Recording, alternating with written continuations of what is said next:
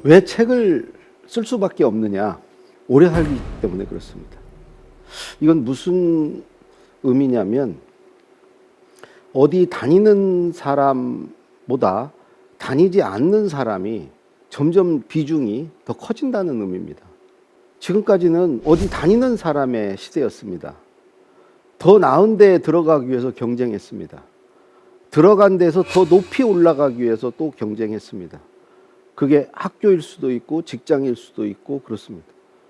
그래서 우리는 어디 다녀? 나 어디 다닙니다. 라는 게 자기 신분이고 자기 정체성이었어요. 자기 명함에 그거를 더 높이기 위해서 생각해 보세요. 학교 초중 고등학교 시절을 나 어느 대학 다닙니다라는 말을 하기 위해서 보냈다고 해도 과언이 아닙니다. 그리고 또 대학 시절은 어떻습니까? 4년 내내 직장, 더 나은 직장에 들어가기 위해서 또 머리를 싸매고 공부를 합니다. 근데 우리나라가 전 세계에서 출산율이 가장 낮습니다. 그러니까 두 사람이 결혼해서 한 사람을 낳지 않는 거죠. 갈수록 인구는 줄 수밖에 없습니다. 학교에 들어오는 학생 수도 줍니다. 계속 어디 다니는 사람의 수는 줄 수밖에 없고요. 반대로 계속 나오죠, 사람은. 정년이라는 게 있지 않습니까? 계속 사람은 쏟아져 나와요. 근데 그분들이 돌아가시지 않죠. 평균 수명 100세가 아니라 120세 그 너머까지 산다는 거 아닙니까? 우리 젊은 학생들은 직장 생활 길게 해봤자 30년 아닙니까? 근데 직장을 나와서 60년을 살아야 되는 거예요. 60세에 정년퇴직을 하고 120살까지 살려면 60년을 살아야 돼요. 2배를 살아야 돼요. 직장 다녀. 어디 다니는 기간보다 2배. 제가 이번에 코로나를 겪으면서 문득 든 생각이 있어요. 아니, 회사를 나가지 않아도 일할 수 있구나. 학교에 가지 않아도 공부할 수 있구나. 이런 게 더 가속화되면은 어디 다니지 않게 되겠구나. 어디에 소속되지 않겠구나. 왜 우리는 그동안 어디 다니는 사람으로 살 수밖에 없었냐? 거기 가서 일을 해야 되기 때문에. 근데 거기 갈 필요가 없고 그냥 집에서 공부하고 일할 수 있으면 굳이 다닐 필요가 없잖아요. 등교할 필요가 없고 출근할 필요가 없는 거예요. 퇴근 시간까지, 학교 시간까지 붙들려 있을 필요도 없는 거예요. 그래서 이런 생각이 들더라고요. 아니, 왜 학생이 어느 학교에 다니면서 어느 학교에 소속돼서 그 학교 선생님에게만 수업을 듣고 강의를 들어야 되는가? 자기가 듣고 싶은 걸 들을 수 있지 않는가? 그게 얼마든지 가능해지지 않는가? 그런데도 여전히 그게 안 되던 시대, 그러니까 오프라인만 있던 시대의 관성으로 여전히 우리는 나가고 있지 않는가? 어디에 소속되려고 하고 있지 않는가? 앞으로는 뭐 나이를 많이 먹어서 정년에서 나오는 분들도 계속 늘어날 거고, 거기다가 다니지 않는 사람들, 그러니까 우리가 보통 뭐 프리랜서라고 얘기하잖아요. 그런 사람들이 더 많이 늘어나겠구나.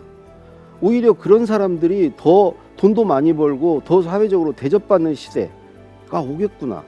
다니지 않는 사람의 수가 다니는 사람을 넘어서는 때가 반드시 오겠구나.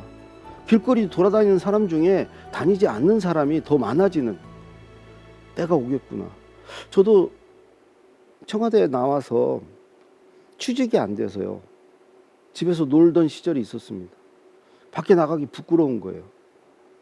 그냥 남들 일하는 시간에 돌아다니면 쟤 뭐 실업자인가 보다. 이런 소리를 부질없는 생각이긴 했는데 남들이 뭐 저한테 관심이 있나요? 근데 나 혼자 생각이죠. 그래서 점심시간에만 볼 일이 있으면 나갔습니다. 점심시간에는 다니는 사람도 나와서 돌아다니니까 점심밥 먹으려고. 나도 그 대열에 묻어서 다니는 사람처럼 보이려고 그런 적도 있습니다. 근데 이제 앞으로는 다니지 않는 사람들이 그렇게 주눅 들고 눈치 볼 필요가 없이 당당하게, 오히려 다니는 사람들은 자기 홀로서기가 안 돼서, 자기가 팔아먹을 콘텐츠가 없어서 자기의 몸을 어디인가 의탁하고 거기에서 월급을 받고 사는 사람 취급을 당할 수도 있지 않을까. 다니지 않는 사람이 다수가 되고 그들이 주도하는 사회가 오면 그렇게 되지도 않을까. 어디를 다닌다는 건요, 사실은 그 다니는 곳에 이름이 붙은 제품을 만들어 주는 것이죠. 그리고 월급을 받는 거죠. 다니지 않는 것이면서 산다는 것은 내 이름이 붙은 내 작품을 만드는 겁니다. 제품이 아니라 작품을 만드는 거죠. 근데 제품은 가격이 있어요. 정가가 있죠. 그 정가대로 월급을 받죠.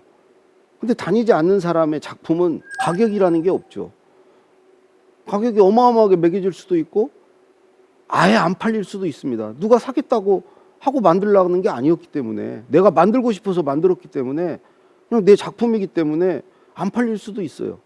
안 팔릴 거에 대한 두려움이 있는 사람은 제품을 만들면서 살 것이고, 내가 내 작품을 팔 수 있다고 생각하는 사람은 당연히 어디에 지배당하고 억압당하는 데서 벗어나서 자유롭게 나와서 살아가지 않을까. 저도 이제 내년이 이제 뭐 환갑이 되는데요.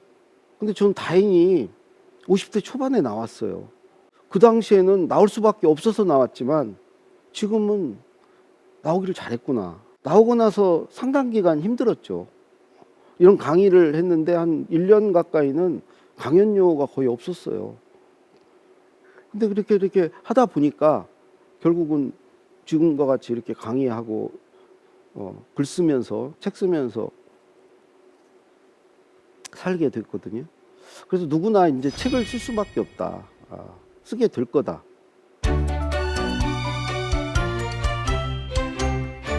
저는 그래서 책을 좀 쓰셔라. 왜 그러냐면 나와서 뭐를 하실 거예요. 몇십 년을 다니지 않으면서. 그리고 다니는 것은 아까 말했듯이 그 다니는 그 명함이나 이런 게 자기의 정체성이 되고 신분이 되지만 또 월급이 나오지만 다니지 않으면서 살려면요, 나를 보여줘야 될 거 아니에요. 그래야 나를 팔 수 있잖아요.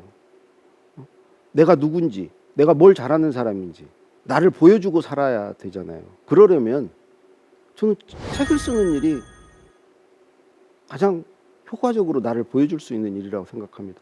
그러면 사람들이 묻습니다. 책 아무나 써? 나는 별로 할 말도 없는데? 그리고 나 글 쓰는 거 싫어해. 나 글 못 써. 근데 무슨 책이야? 그리고 뭐 내가 책을 쓴들 누가 사서 읽겠어? 그리고 종이를 낭비해? 무슨 이렇게들 말씀을 하세요. 저도 처음에는 그런 생각이었어요. 근데요, 책을 써보니까 책은 쓸 말이 있어서 쓰는 게 아니고 쓰다 보면 쓸 말이 생각이 나요. 그리고 내가 뭘 알아서 쓰는 게 아니고 쓰면서 알게 돼요. 뭐 지식이 많고 내가 막 쓸 말이 차고 넘쳐서 책 쓰기를 시작하는 게 아니고요. 책을 쓰다 보면 자료 찾아보고 하면서 알게 되는 것이거든요. 그리고 쓸 말은 희한하게 쓰면서 생각이 나는 거지, 그걸 처음부터까지 준비가 딱 돼가지고 쓰는 사람은 없어요. 저는 그렇다고 생각해요. 누구나 가능하다는 거죠. 자기 나이만큼 쓸 말이 있는 거예요. 자기 안에 고여 있어요. 있다고 믿으셔도 돼요. 그리고 누구나 남보다 좀 내가 더 관심이 있고 좋아하는 게 있어요. 그게 없는 사람이 어디 있습니까? 그리고 글쓰기를 두려워하시는데 생각해 보세요. 지금 컴퓨터에 하잖아요. PC에. 그 원고지에 쓰던 시절에 글을 잘 써야 됐었어요. 일필이지 해야 됐었어요. 처음부터 그냥 일목요연하게 쭉 쓸 수 있는 사람만이 이제 책을 쓰고 글을 썼어요. 근데 지금은 막 써가지고 편집이 가능하잖아요. 컴퓨터에서. 그리고 고칠 수 있잖아요. 그리고 자기가 아는 게 부족하다? 인터넷이 있잖아요. 검색 다 하면 되잖아요. 책을 못 쓸 이유가 없다. 그리고 책을 쓴들 누가 읽어주겠느냐? 사보겠느냐? 안 팔리면 어때요? 그러면 안 팔리는 책을 괜히 종이를 낭비하냐? 요즘에 오디오북도 있고요. 전자책도 있고요. 심지어 그거 책 내는데 돈도 안 들어요. 자기가 독립출판이라고 자기가 그냥 1인 출판사 등록하고요. 출판사 이름만 정하면 돼요. 그래서 거기서 내시면 돼요. 그야말로 종이값밖에 안 드는 거죠. 요즘에는 그런 책들이 의외의 책들이 대부분 많이 팔려요. 오히려 책을 많이 써온 분들, 유명한 분들 책은요 그렇게 대박이 나지는 않아요. 근데 첫 책 쓴 분들, 젊은 분들, 이름도 전혀 알려지지 않은 분들의 책이 그해 가장 많이 팔린 책 이렇게 되고 그러거든요. 그래서 누구나 책 쓰기는 가능하다. 저는 우리 국민 누구나 다 책 쓰기에 도전했으면 좋겠어요.